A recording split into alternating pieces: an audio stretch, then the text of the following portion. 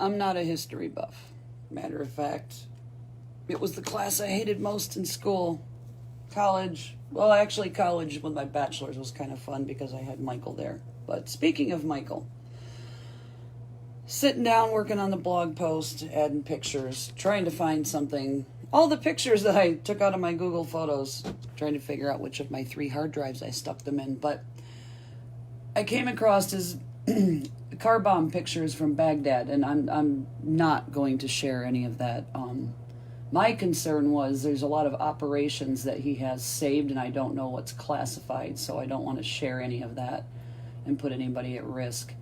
But I happened to Google what was the day of the first blast in Baghdad that started the Gulf War. March 20th. Do you want to hazard a guess as to what day that I attempted suicide by trying to jump out of a vehicle? I'm gonna give you one. That night.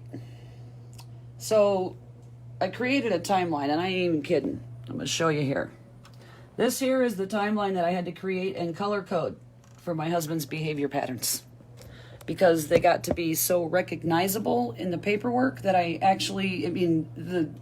have papers everywhere. When I get done with this and take a picture of the mess I have to organize, y'all are going to be shocked. So I go back and look. His ex-wife wants to die seeing herself without him, March 25th. Ex-wife, 3, gets arrested for family violence, March 14th. The next day, she's in fear of seeing him. Another March incident. The 17th, his dad passed away on home hospice. This was just before I committed suicide, or tried to commit suicide. He induced a nervous breakdown on the 19th. March 20th, okay, so the eve of the invasion of Baghdad, and I need you to remember that they're ahead. He doesn't even remember his son's birthday is the same day as mine. He thinks it's May 7th because he was over somewhere else. So his dates are off a little bit with the timing. But he's pretty accurate with the consistency of the patterns. So March 21st, I had overdosed and tried to exit the car. The 22nd, I was admitted. But after that, the following year, of course, his daughter hit me. His trauma anniversaries are March 5th. His daughter hit me March 6th. Attacked me, actually. She did more than hit me. His uncle passed away on March 17th, just 2 weeks before we split up. The 19th, we went to couples intake for the first time at the new counseling center. Said he had good feelings about it. It's in text messages. And on the 22nd of last year, I began texting the brothers about his erratic behavior. So between the trauma anniversaries,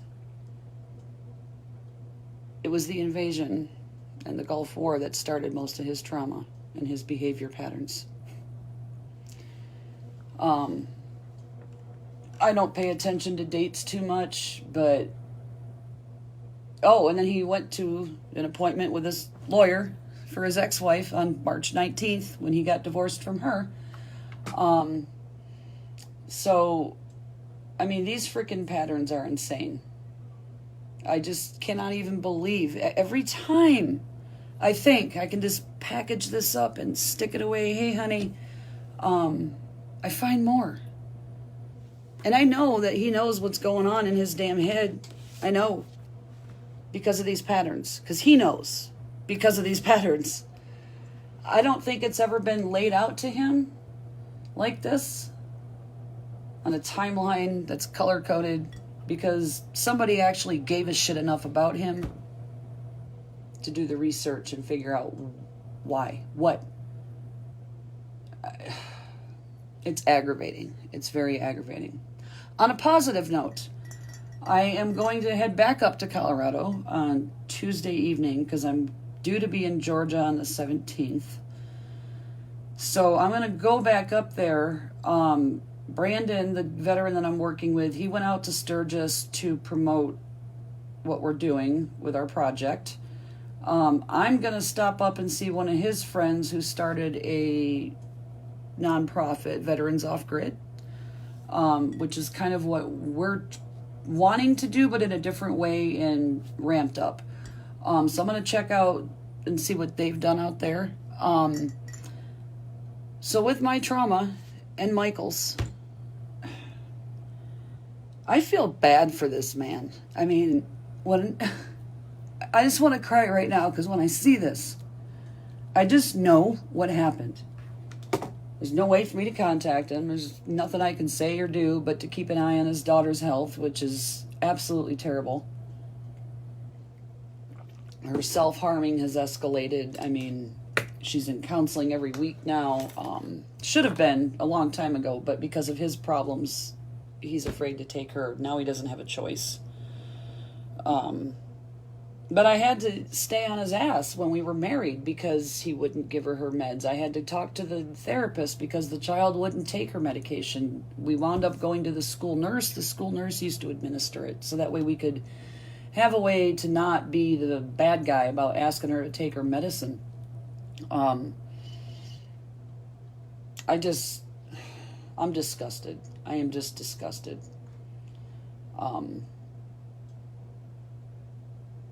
This is sad. And he told me, and it's funny because in July 30th of 16, Linda she flew herself out to Sturgis. He didn't take her for a reason. It's funny because when I read back on the messages, it's hilarious. But he tells me that it had taken a lot out of him, but that war is so much easier than relationships. And to these guys, it is. To all the people out there who are dealing with a family member with PTSD,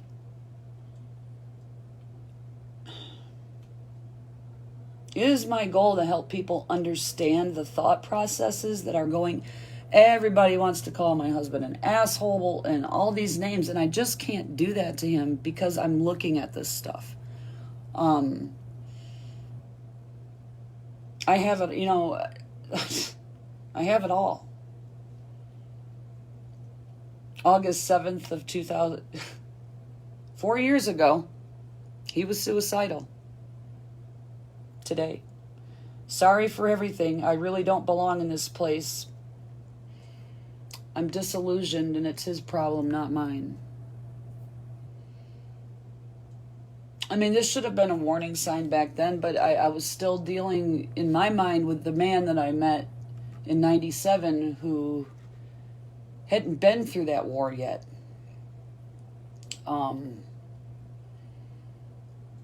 I will be sharing all of this on the blog. It's just trying to organize it all. There is just so freaking much. But there is so many patterns here of his behavior. It's just... And it centers around those trauma anniversaries and the invasion of... or the beginning of the Gulf War. Take it easy on your loved ones with combat PTSD. If they're taking it out on you, you just need to learn and understand that it is not you. And that's the hardest freaking thing to understand, is to not take that behavior personally. And it is so hard. So hard.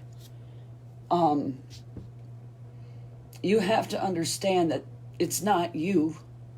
They're battling an invisible enemy, just like the way we're battling COVID. Everybody's fucking angry right now.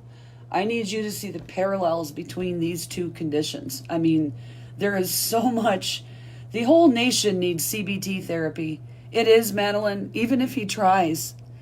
He's told me so many times, I need to learn, or actually, in his paperwork, I want to learn how to love. I need to relearn was his, favorite phrase. I didn't get it. I didn't get it at the time. I'm sitting here trying to type up this blog post, and I'm trying to organize it in a chronological fashion that makes sense, and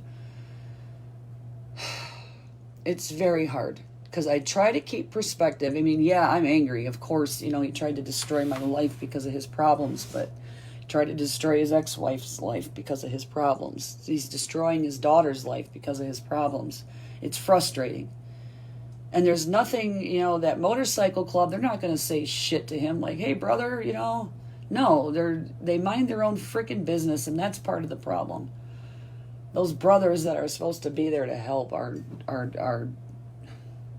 they're not helping. In the 18th of March, his ex-wife told him that he creates stress in her life. That's an understatement. But yeah, I mean, the patterns are there. And for those of you who are dealing with this, just write it down. I used to sit there when I share the damn footage that I actually got through the video and edited it, and it's done. I still have the second part to do. But I don't want to make them more than 4 or 5 minutes because people lose. I mean, they're just way too long for that type of security footage. But write it down. You can see me in the video at the end of the counter with my laptop open. And every time some crazy shit would go down or I would see something, I would pull open my Microsoft Word file, add to it, close it out, and be done with it. Nobody was none the wiser. But at least I had documentation and dates. And I'm glad I did. Because had it not been for this, I probably would not be here right now. I was extremely, I'm looking back at how suicidal I was with this man, and my son's father was correct in telling him that he's known me since I was 14 and has never known me to be like this. And if there was a problem, it was him, and he needed to look and figure out what the hell it was. But he told me in November of 18, right before he left for the clinic, that I'll do better with his face gone. I mean, this is the kind of stuff that he was telling me, and it was like he was giving up. And then he gets home and his daughter's unstable, and God, man, just all sorts of stuff. I mean, I'm really glad I have dates. I'm glad I have a timeline, but it doesn't change what happened. It doesn't fix the all the pain. But it's a sad reality for our fucking veterans. So, fuck you, Black Lives Matter, and kneeling for my goddamn flag. Because this right here is the sacrifices that our veterans make for the freedom for you pieces of shit to disrespect my flag. There's so many more out here like this. This is just a man I have known and idolized for 23 years.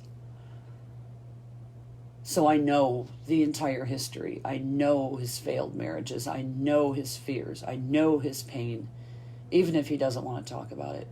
It scares him because I can get into his head like that. He doesn't think that it's normal. But I'm not exactly normal either. So appreciate your veterans because, yeah, I am.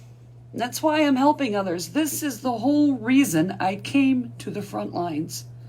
My PTSD page, and to promote awareness and to help the family members. Because the kids and the spouses, what goes on behind those closed doors, we can't talk about it. There's so much fear in the family, and there's violence too with a lot of these guys. My husband can't drink. He can have a couple beers if his platelet level is good, but he's got thrombocytopenia. He'll bleed out. He'll bleed right through his skin. When he has to have surgery, it's a big ordeal, which is like even more stupid reason for him to go motocross racing right now. It's just, August 7th, 2018. Okay, here's another pattern with August. He was apologizing for fucking things up and ruining our honeymoon because he was seizing. We were on our honeymoon 2 years ago. We took a belated honeymoon. So even on August 7th, I mean, it's ironic that I even opened it up tonight.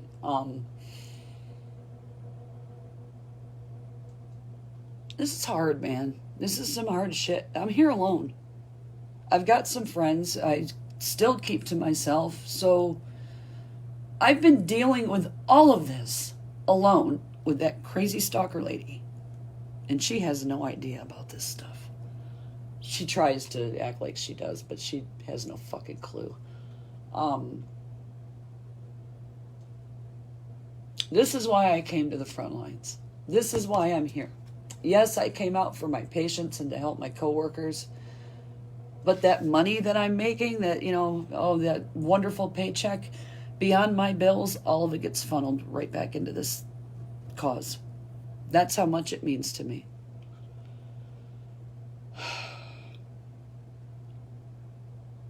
Patterns of behavior. Thanks, Madeline. Just frustrated, man, because there's nothing you can do to fix it. You can't fix him, which is what I spent 2.5 years trying to do, thinking that I understood. Nope. I didn't get it until this time last year, 4 months after we split up. When I really started watching the security cameras. I haven't even gone through his medical files. I've got all of his scans from his brain. My brother's a radiologist. I could have, he's got his whole body scans that I have on the files. I already know what the problem is. But I just can't. I need to go through this stuff that I have for the lawyer. And I'm not even going to get into this. I'm only going to address the ridiculous claims that he made that are all false, and the damn divorce documents, and then that nasty email that he sent me, because that's more than enough. But this is hard trying to go through this, because you just keep flooding right back over all them freaking pictures. And I don't have best girlfriends. I am away from everybody. I don't have my daughter here to help me. I haven't even seen her in 2 years because she wouldn't come down to visit, because after her one visit here, she didn't want to come back around him. But take it easy on our veterans. If you're the spouse of a veteran, please understand try to understand what they're going through, and that when they are triggered and they are reacting and they're having an emotional outburst, that it is not you. It could have been a scent, a smell, a sound that triggered them, a memory, and you are there. You're the only one there. I shielded those kids from so much that he was going through, because they're kids. They don't need to be dealing with this kind of shit. And, right when he was in, December 24th, it says everyone around him wants to die, even his daughter. It's not you, it's me. I just seeing and he was in the clinic at the time when he texted me that. But, yeah, take it easy. Patterns. Now that I know for a fact that the 20th is a consistent date, and that's the day that the Iraq war started, this shit makes a lot more sense. Had I paid attention to these warning signs and triggers and possible dates it would have been a lot easier. I just didn't think it was going to be this big of a deal, man. I did not. It's still very heartbreaking. It really is. So take it easy on your loved ones. Don't kneel for my goddamn flag, because you will be off my page. I don't care if you support Black Lives Matter movement, but if I catch you kneeling for my flag, no. Nope. I shared that Graham Allen video the other day, and I don't think I could add any more sentiments to that.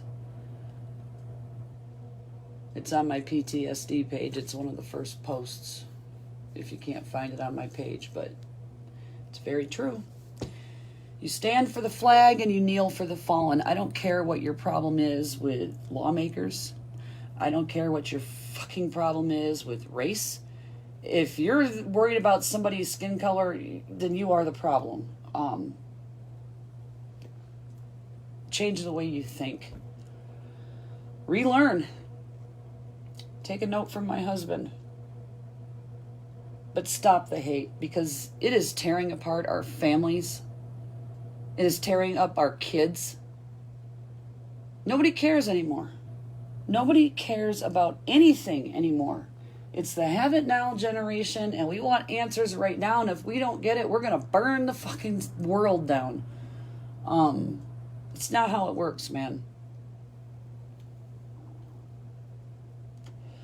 It's not. But these problems are rooted in the family from the very beginning. Their belief systems, their values, everything they learn from their parents. So if your kid's going to school and acting like an asshole and doing all this stuff, that's a reflection and an extension of yourself.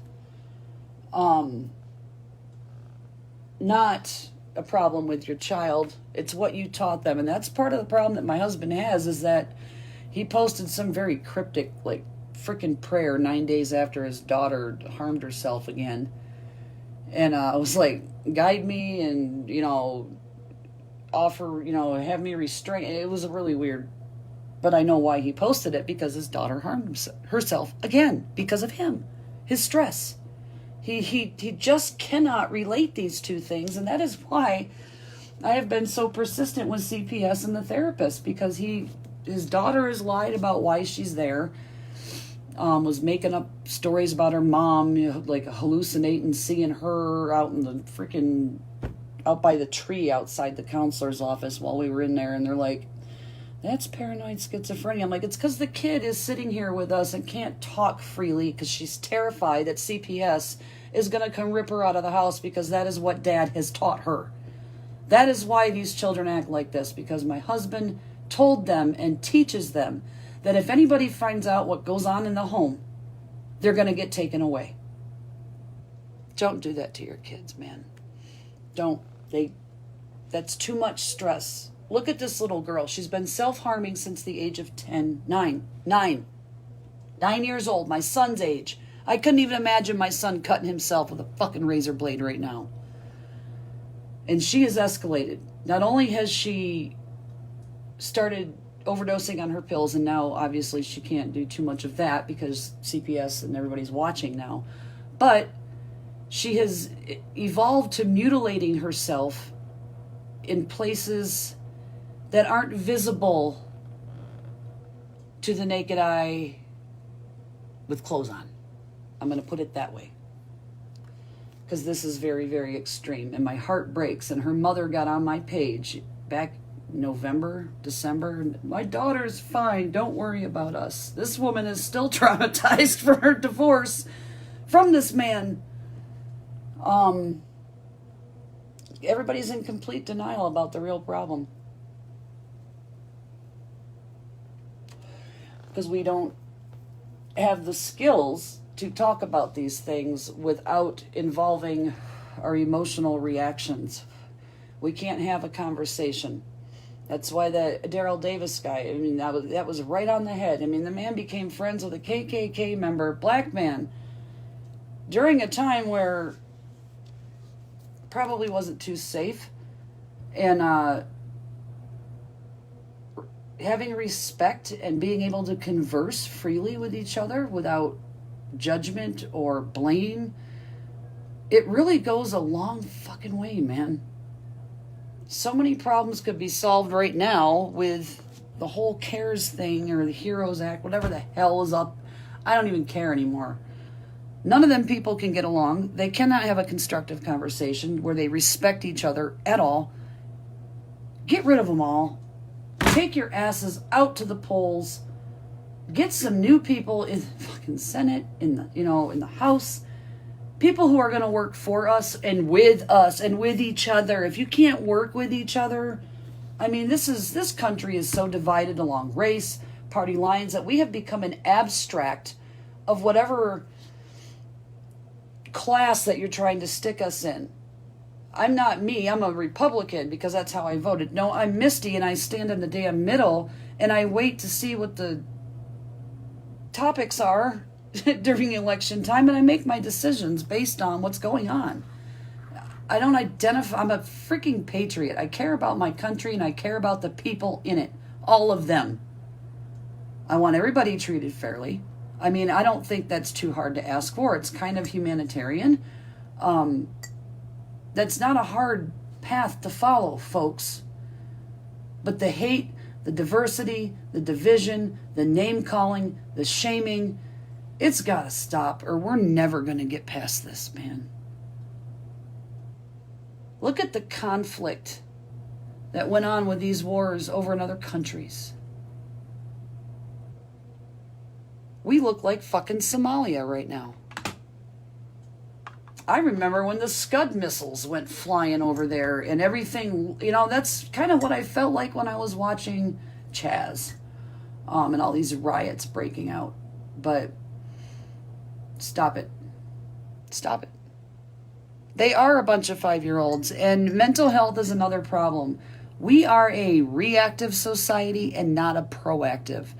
To try and check yourself into a mental hospital, I went through this when my daughter was little, and my back, man, when I first injured my back, like when I was, Harley was a couple of years old. I was only like 23. And,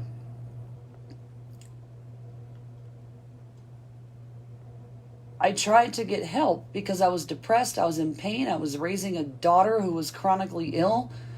I don't have a good relationship with I don't even have a relationship with my mother. I don't know what the hell. I don't even use the word relationship. But I had no help. I'm used to doing this on my own, man.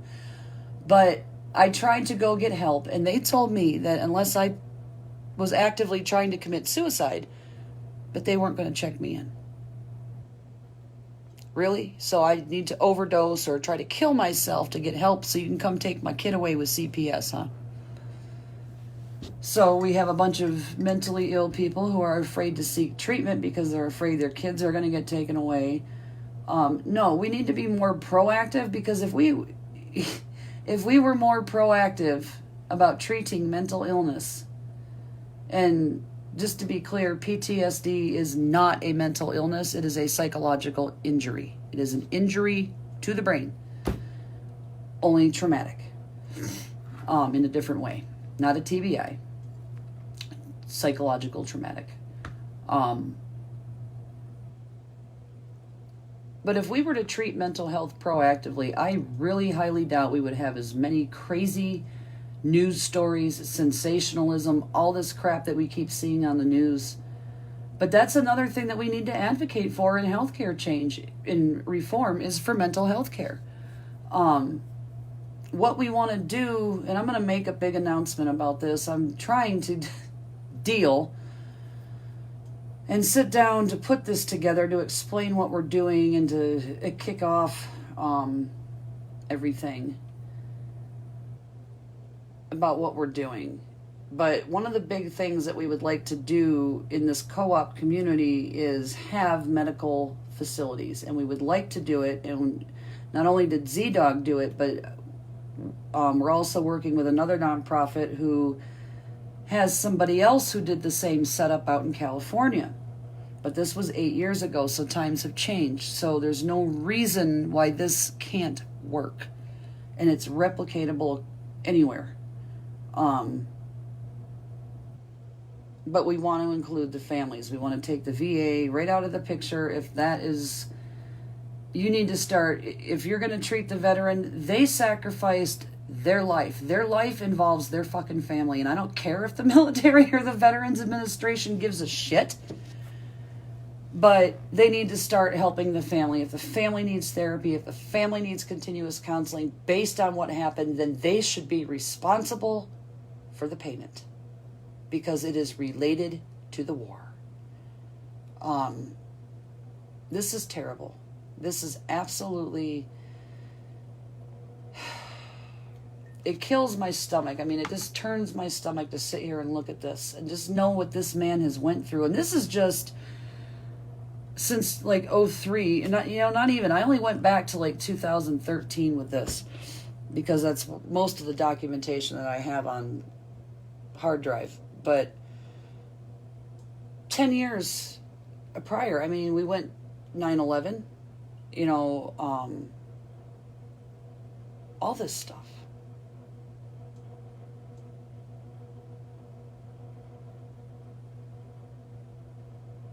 But the first bombs were dropped in Baghdad on March 20th of 2003.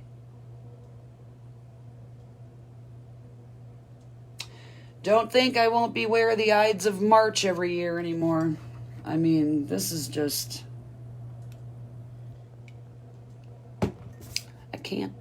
So, take the hate, take the diversity, not the diversity, the division. I want diversity. And stuff it up your ass. Take your flag kneeling, take your burning my country down, and start caring about people and not yourself.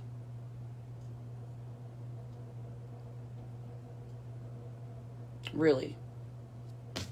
Because there's always somebody, and don't ever ask yourself, why me? Because I'm going to tell you what, right now, there's always somebody out there who's got it worse than you do. So be grateful for what you have. Not what you had, what you have. Because there are plenty. I was listening to the gentleman, I think it was like a Veteran State of Mind podcast. And the gentleman that he was interviewing was one of the first new Iraqi soldiers after the war. And I remember him talking about one of the U.S. soldiers, like, knocking on the door. And they were going through the town, checking for everybody. But over in Iraq, Saddam Hussein had made, Americans to be the bad guy. And Saddam was a very intelligent human being. Very intelligent human being. Knew how to manipulate people very, very well. But they were so happy to see friendly Americans, and like their attitudes completely changed. And to see people hate Muslims or what. I have friends who are African American Muslims, for crying out loud. They are the most peaceful people I freaking know. You could learn something from them. But these kids, he was taken to jail at the age of 12 and put in a concentration camp for not giving up his money to the old Iraqi police officers when they asked him to, when they were trying to shake him down for money. 12 years old. And that's when he really decided that, I don't really like the way this country is. They're trying to westernize, and they are murdering these Iraqis in the streets right now. I really suggest that you follow at Real Boone Cutler on Instagram, because he gets WhatsApp images and things that are happening that we don't see on the mainstream media because they don't want to talk about this. But they're murdering medics in the street who are coming to help people who they shoot for not conforming to the way that their old belief system is. They don't want things to change. But they're calling themselves the new Iraqis, and they're Iraqi Christians, which in Michigan we call them Chaldeans. Went to school, the whole bunch of them. But these folks are out there trying to get what we have here in America, people. We already have this here, and they're fucking dying. Women are forming armies and going to fight in these streets against the old ways. But we don't talk about those things. And it's really important that we do open our eyes to that. This is how much shit gets blocked by Google, by YouTube, by Facebook. So we don't see this stuff. It's not in the forefront of our minds. We're not watching, and we don't care because it's not happening to us. How about you strap on a gun and go over there and help, and then you know what? One of Michael's favorite pictures is of him with one of the kids. And he's kneeling down with his gun, and the kid's got his hat on. And it captioned it, "At least over there, I knew who I could trust." Folks, we have it wonderful here compared to many other countries in the world. Don't destroy what we have because you're so stuck in the freaking past. You can look at Iraq and you can see now that they are fighting the old ways with the new. We've already been through this in 1776, okay? It is 2020. And these people are still fighting for their freedom. This kid, he's not a kid anymore, but it was normal for them to wear potato sacks for clothes. He had not ever ate meat. We have starving people here who still get to have meat and protein. They used to be lucky to get bread. They're fighting right now for what we have. Remember that. Don't destroy it. Do you want us to look like Iraq? You want to look like Beirut? Won't take much. Because I'm going to tell you what, I shared a video today about China. They own a lot around the world. Barack Obama couldn't stay at a hotel in New York City because the Chinese owned it. And there was shit going on at the time, and they said no, couldn't stay there. This hotel is like one of the major hotels, one of the nicest ones. But China has this infrastructure all over the world. They have built in every country. They own part of these countries because of all the money that they have sunk into that. Does this not register? It's not the fault of the Chinese people. It is the Chinese government. So don't be hating on Chinese folks. But we're at a real risk of being run the fuck over in this entire world by China. And this is not even a joke. This is very serious. The money that they have invested around the world into these countries is sickening. What they're doing now and what they're building is even more insane. Watch that video. It came from Project Nightfall. I love that guy. He does great videos. He travels around the entire world to bring us, that's all he wants to do is travel and bring us information. Don't ruin what we have. Don't piss on our flag. Don't you burn my flag. And you are, man, some of these people are lucky I wasn't out there in that chop zone. Because you would have ripped that flag out of my hands and we would have had a problem. Knock it off. The Constitution wasn't written to be discriminatory. All those constitutional amendments made to the Constitution and our ability to do that make it possible to continue to include people that we excluded in 1776. Women's right to vote, blacks being able to, all this stuff. If it was that discriminatory, we wouldn't have the ability to make amendments to it. It would have been a firm document, no amendments, no changes. It is the way it is, and we can live in 1770. You know what? Take me back. Get this shit off of social media, man. But don't ruin what we have. Appreciate everything. Thank you, Cindy. Censorship, it is, but China's kind of been like a Trojan horse right now. They're lying in wait and waiting to pounce. And the whole world's busy with Corona right now. Worrying about Black Lives Matter, worrying about hating each other, worrying about dividing our country. And this is going on around the world, folks. These protests are, they started happening around the world. So we're all distracted with all this bullshit that the media is feeding us. And in the meanwhile, there's all this stuff going on under the table.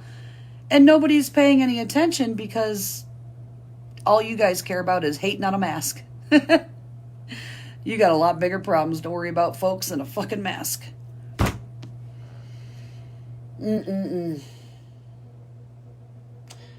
You might just find me out there in Taos, New Mexico, living with the veterans off grid because that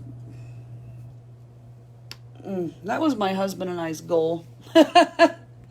Still live out in the middle of nowhere off the grid when the kids moved out and travel. Don't think I won't continue that mission. Greece. What happened with Greece? We do need to travel, and I had somebody talking to me in a Facebook group. It must be nice to travel. Some of us can't afford it. You know what? I see people in poverty traveling because they give up things that they don't necessarily need, and they put that money away to travel and take their kids and do wonderful things. My best friend, Stephanie, growing up, her parents were both lawyers. They're retired now, but they always shopped at yard sales. They drove used vehicles, didn't live outlandishly, stashed their money, and they did go on trips. But that's how they could afford to do those things, is by living frugally and taking their kids on a couple trips a year. And I used to learn from my friend. She would bring, that's how I learned about what a play was. One of my favorite plays that she brought the soundtrack back to when she left London was called Blood Brothers. And I could still remember the music. Her and I used to listen to those all the time. But we need to experience culture. We need to experience diversity. We need to be exposed. When I moved here to El Paso, I had a lot of preconceived notions about living on the border. Every one of them was wrong. Everyone. It's one of the safest cities in America. We have more car accidents here than we do violent crime. I'm going to tell you that right now. It's not violent here. It's not a bad place to live. It's actually one of the favorite places I have ever lived. I could have moved when my lease was up in April. I renewed it. I'm staying here. I love the desert weather, except for today. It's kind of humid. But the people are so sweet. They're not racist. They're not judgmental. They're very tolerant. They're very accepting of people's differences. I think the rest of the world could learn something from the folks here on the border. I just, man. Just like Anthony says, be the change that you want to see happen. Set a good example. The only reason I ever attack Linda is because of the shit that this woman, I mean, she's just so selfish and disgusting. I can't stand her.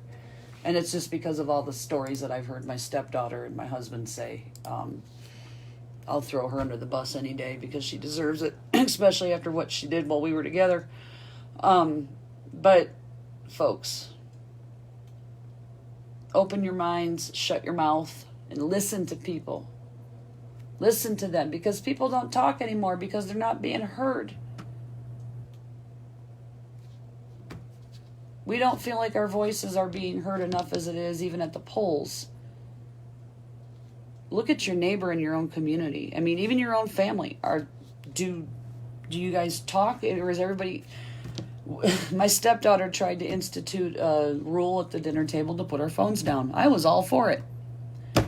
Her and I would sit there staring at each other with my husband on his work phone and my stepson on his phone. We had to race through prayer and saying grace at the table. I couldn't even understand what they were, saying grace for half the time. But put the damn phones down and start interacting with your kids and your family. Do not send our children back to school with this anti-mask asshole attitude to these teachers who are out here risking their lives now in fear. Most of them, except for Linda. Apparently she's untouchable. But I know a lot of teachers who are freaking terrified, and I know a lot of teachers unions who are willing to strike to not have to go back to class. Jesus, folks.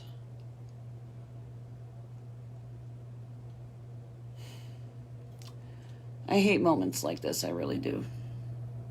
I wish I wouldn't have such a photographic memory and a steel trap of a brain so I could just forget this shit. I need that thing from Men in Black that just wipe your mind. Start over every day like Drew Barrymore and Adam Sandler. If I could wake up to that, I think I'd appreciate it. All right, I'm going to refill my coffee and still try to find the pictures that I was looking for when I found this, but I just had to share it because it was a hell of a shock. The day those bombs started dropping on Baghdad in 2003.